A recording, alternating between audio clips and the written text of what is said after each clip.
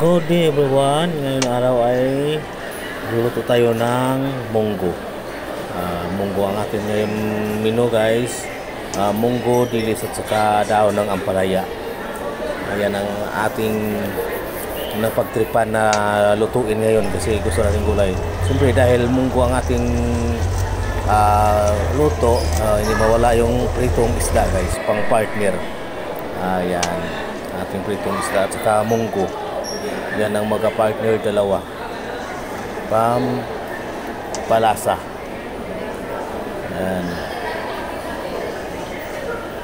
Sarap na menu. Yan guys. Yan ang ating munggo. Guys, sundan niyo ang ating step by step pa sa pagluluto. Sa mga hilig magluto dyan, huwag niyong kalimutan like, comment, share, o saka subaybayan nyo guys hanggang natapos para may idea kayo kung paano magluto. Yan guys, sisagyan na natin ating bawang hanggang mag-golden brown. Yan, kadalasan naman ginagawa natin ganun lagi. Tapos sunod na rin natin yung sibuyas. Yan guys, ganun pa rin ulit lagi. Halo-haluin na natin hanggang maging malambot siya, malumabas yung aroma. Yan. Tapos lagay na rin natin yung guys, yung kamatis. Yan ang kamatis na pa silbing pasarap sa ating munggo, pampaasim. Yan. Gisa-gisa natin uli hanggang maluto yung kamatis. Yan guys. Yan tayo ang paggawa ng ating ginagawang ulam. Yan. Pag nalambot na yung kamatis guys, sunod na natin yung munggo na ating pinalambot. Yan guys, buwasan natin yung guys ang ating munggo na pinalambot. Nilaga na po natin yan. Yan, kaya malambot na. Sagisa na lang natin dyan sa kanyang sahog para ma-absorb siya ng bango. Yan. Halo-haloin lang na natin hanggang pumantay sa mga mix sa kanyang mga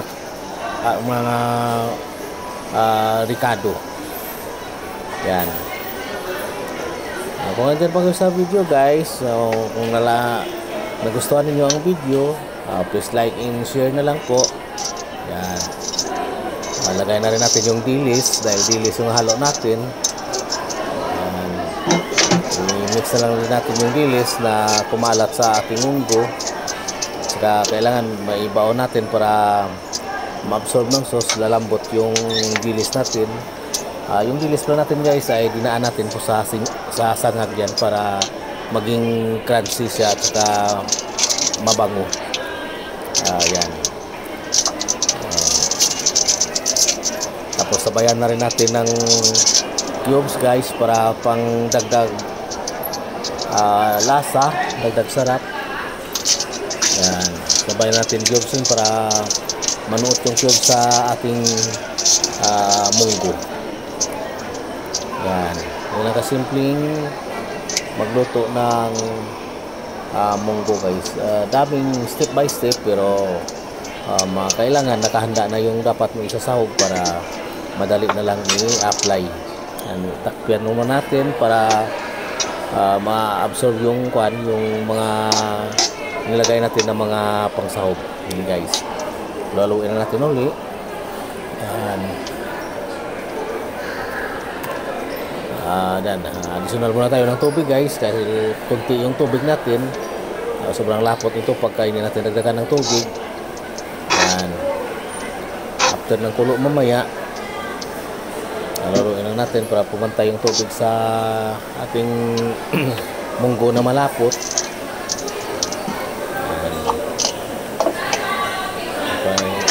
Tansyahin na natin tubig niya na hindi matuyuan naman pagka ibalot na natin preserved na.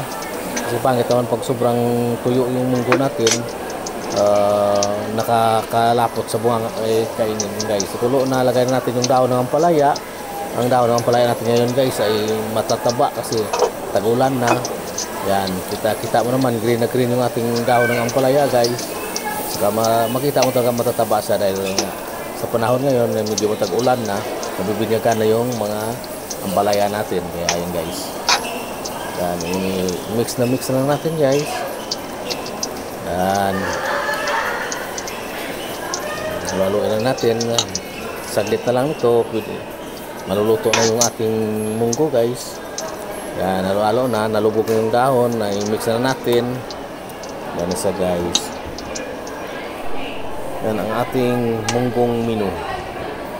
Yan na guys. Papinis na yung gawa natin guys. Okay guys. Huwag kalimutan like and share para ma-update tayo sa mga susunod natin na mga ginagawang ulam.